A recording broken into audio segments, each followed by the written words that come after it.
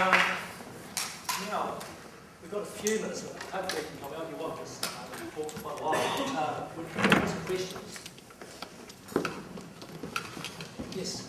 A simple question is that study you referred to early on in the talk, the only study you'd found that had been done here in New Zealand back in the 70s by this Anglican minister. Is that a study that stood up to the test of time in any way to any groups? Well, certainly the kinds of ideas that he had about use and users was very similar to the kinds of ideas that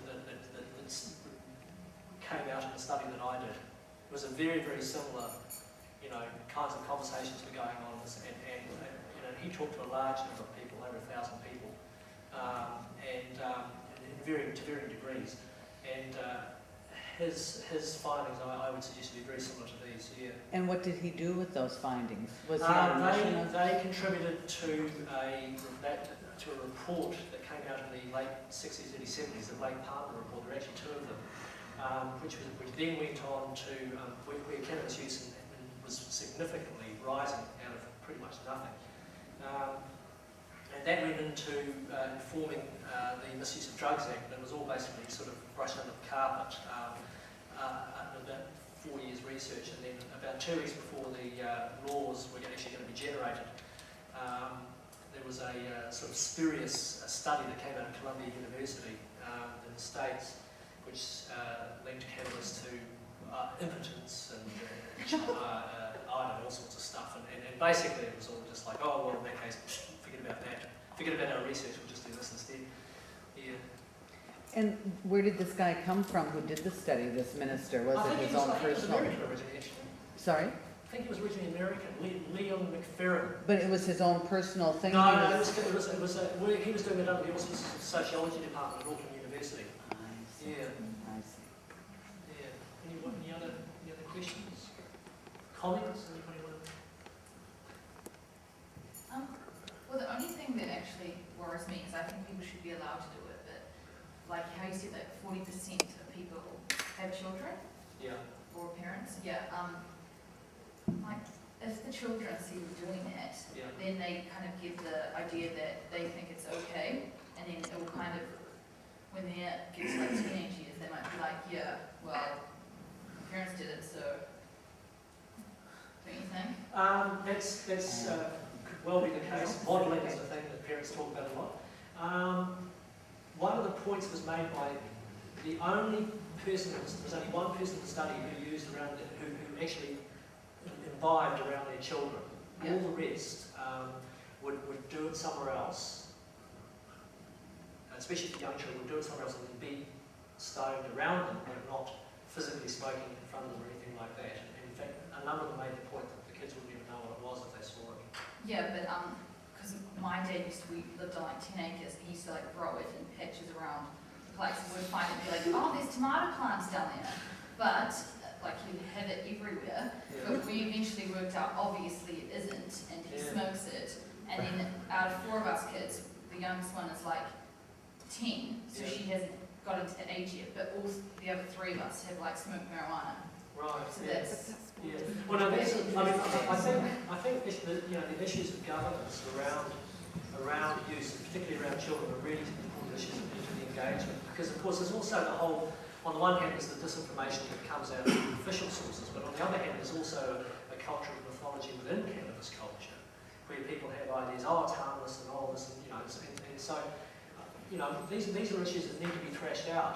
I guess I'd argue that it's really difficult to have that kind of conversation in the current context where we have an illegal substance and we're not supposed to be even knowing anything about it. In fact, this is why I guess I call it hidden voices, is because you're not actually allowed to know this stuff. You're guilty by association if you do, So perhaps in a different environment, we might be able to have those conversations, and your father, instead of hiding it around the property, would be in a certain place that was understood that, basically it wasn't messed with until you're of a certain age. Well, just sort of a comment related to your comments is, I suppose you want to think about in context of alcohol, for example, which a lot of people see their parents drinking alcohol and they therefore view it as okay, which of course legally it is okay. time, like related to, it was only a comment, but I'm sure the statistics are there to back it, related to alcohol and violence, for example. Given the high level of violence associated with alcohol compared to, say, cannabis, would that be something you want to encourage your children to use? And yet parents quite regularly drink in front of their kids. So in some ways, you want to maybe think also about other substances that are legal that might be bad for kids, but parents use it, it's legal. Does that necessarily mean it's a good idea? You know? I'd like to comment as a parent. Marijuana is so prevalent in our society anyway that parents need to educate their children as to what marijuana is, what abuse is, how they need to look after themselves, and it's right up there with alcohol and sex. So I think the benefit of having a parent that is a smoker is that you can talk to them openly. The downside is that you might be introduced to it at a younger age. However, I think you'll be introduced to it anyway at some stage in life. It's really difficult to avoid.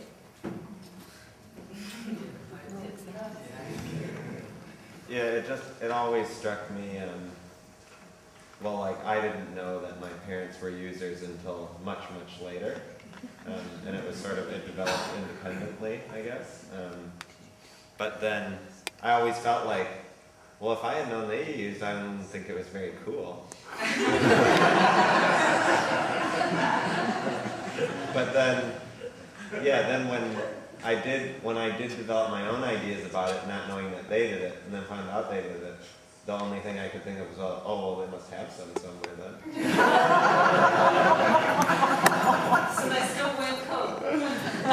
Well, no, yeah, it really threw me for a loop because I didn't like them at the time.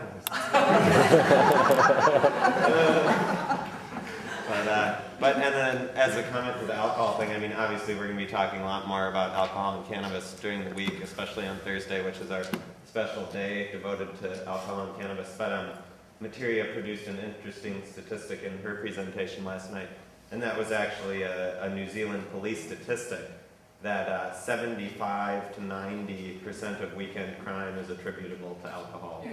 So. Yeah, no, it's